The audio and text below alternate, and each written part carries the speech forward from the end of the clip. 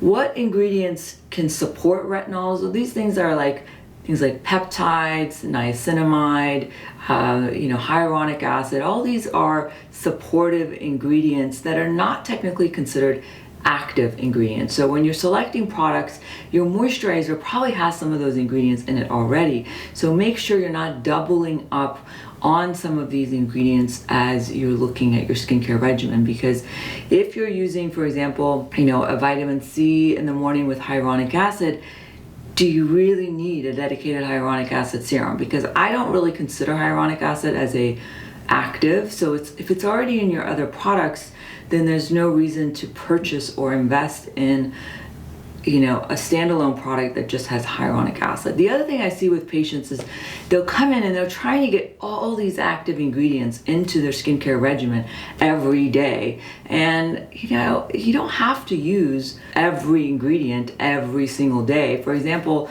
if you're looking at doing exfoliation with glycolic and salicylic acid, you only really need to use that maybe once up to maybe 3 times a week, unless it's your primary active.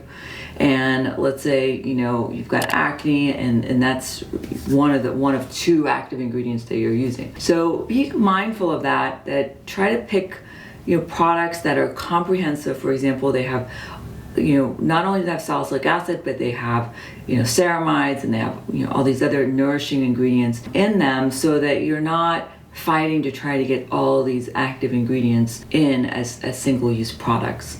So comprehensive, simple skincare regimens work the best, and don't feel like you have to get it all in a day. Look at your skincare regimen over a week's time. Let's say you can only tolerate retinols 4 times a week or 5 times a week. So a couple of nights of the week you would skip your retinol and substitute the glycolic or salicylic acid in them.